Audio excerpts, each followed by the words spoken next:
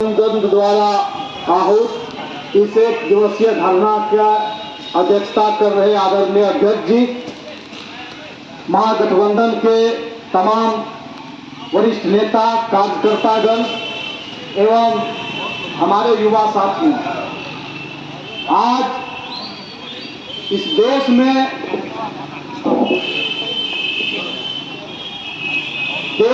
जो मोदी सरकार है वह अपने शासन का 9 वर्ष पूरा कर रहा है और इन 9 वर्षों में जो आज देश की हालत है और उस देश के हालत को देखते हुए जो आज परिस्थितियां बन रही है उसको लेकर के महागठबंधन ने आज एक दिवसीय धरना रखा। साथियों, यह कहने वाली बात नहीं है कि आज देश में अव्यवस्था का माहौल फैल चुका। चारों तरफ इस देश में मोदी सरकार ने, भाजपा और आरएसएस ने जाति और धर्म के नाम पर जो भेदभाव फैलाए हैं उससे चारों तरफ एक दूसरे के प्रति अविश्वास फैला हुआ। लोग एक दूसरे को संदेह की निगाह से देख रहे हैं और मेरा मानना है और पूरा दुनिया देख रहा है कि आजाद भारत के इतिहास में ऐसी परिस्थिति भारत में कभी नहीं आई। आज यह लड़ाई या कोई राजनीतिक दलों का राजनीतिक लड़ाई तक नहीं सीमित है। यह लड़ाई आज देश बचाने की लड़ाई बन चुकी है। यह लड़ाई इस देश के लोकतंत्र को बचाने की बन चुकी है। यह लड़ाई इस देश के आम, गरीब, कमजोर, मजदूर, किसान, मध्यम वर्गीय लोगों के अधिकार को और उनके आजादी को बचाने की लड़ाई बन चुकी है। उनको जो यह देश का न्याय और संविधान बराबरी का हक देता है उनको सुरक्षित रखने की लड़ाई बन चुका है। आज इस देश में देश का संविधान खतरे में है, लोकतंत्र खतरे में है। देश में जो सार्वजनिक संस्थाएं हैं, जो संवैधानिक संस्थाएं हैं वो खतरे में है और इस देश के गरीब, कमजोर लोगों के खून और पसीने से खड़ा की गई हुई जो सार्वजनिक कंपनियां हैं उनको पूंजीपतियों के हाथों में बेचा जा रहा है। दोस्तों, ये कंपनियां केवल नहीं बेची जा रही है, आपके आगे आने वाले, आपके भविष्य के, आपके बच्चों का है। आपके बच्चों को गुलामी के जंजीर में कैद करने की तारीख लिखी जा रही है या निजीकरण वही है। इसको आज हम लोगों को समझने की जरूरत है। यह लड़ाई देश बचाने की लड़ाई बन चुकी है। आप लोगों ने देखा कि जब 2014 में एक भेड़िया जो हिरन के खाल पहने चुनाव में खड़ा था और इस देश को बचाने की बात कर रहा था, भ्रष्टाचार से, बेरोजगारी से और गरीबों को 15-15 लाख खाते में भेजने की बात कर रहा था। जो युवा थे उनको 2-2 करोड़ प्रतिवर्ष रोजगार देने की बात कर रहा था, काला धन वापस लेने की बात कर रहा था। आज वो अपने खाल को पूरे तरह से खाल से बाहर आ चुका है।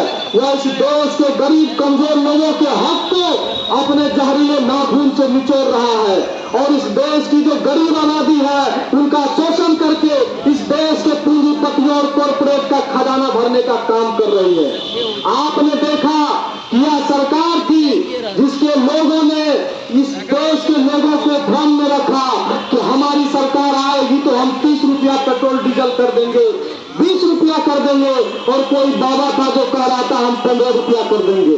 लेकिन आज जो हालात है वो देख रहे हैं कि आज जो देश की पूंजी के साथ इस देश के जो पूंजीपति है, जो कॉर्पोरेट है वो खेल रहा है और उसका खामियाजा देश के गरीब, कमजोर लोगों से उछला जा रहा है। अदानी हो, विजय माल्या हो, मेहुल चोकसी हो, नीरव मोदी हो, वो देश का पैसा लेकर के डगार मार रहा है और उस पैसे की क्षतिपूर्ति देश के आम लोगों के नसों से जो खून निकाल करके, निचोड़ करके उसको क्षतिपूर्ति किया जा रहा है।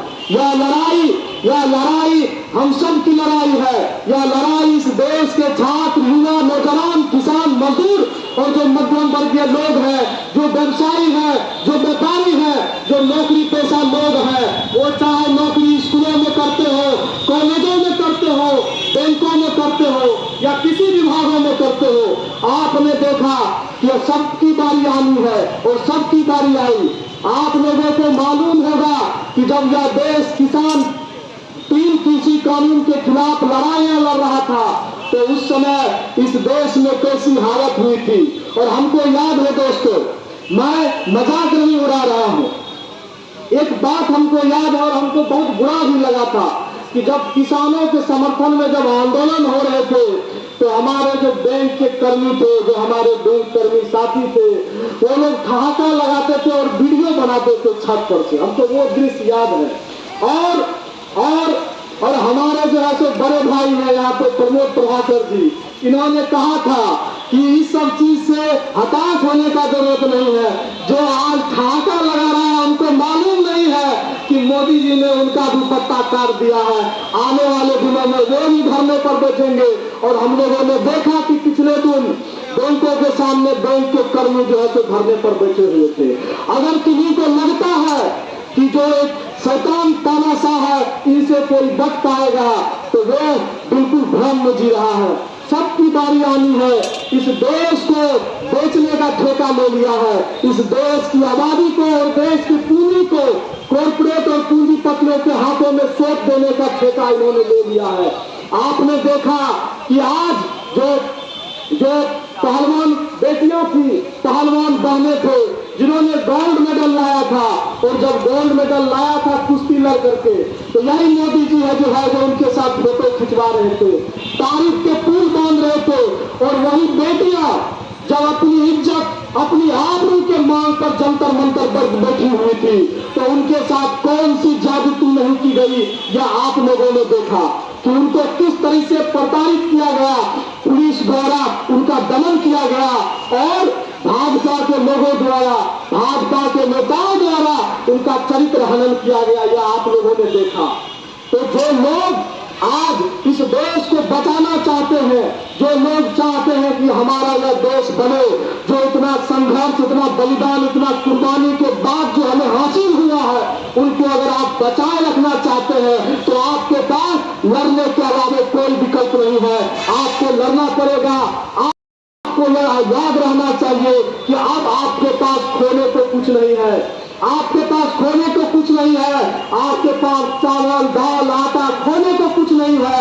आपको खोने को कुछ नहीं है और आपको पाने के लिए इस देश की सत्ता है। इसीलिए आप सभी साथियों से मैं निवेदन करना चाहता हूं, आप लोगों से आह्वान करना चाहता हूं, इस देश में जो तानाशाह है उनको आप लोग चैलेंज कीजिए और चट्टानी एकता के साथ ऐसे तानाशाह को इस देश की सत्ता से उखाड़ फेंकिए, तब यह देश आपका होगा। बहुत बहुत धन्यवाद। उनके बाद जिंदाबाद।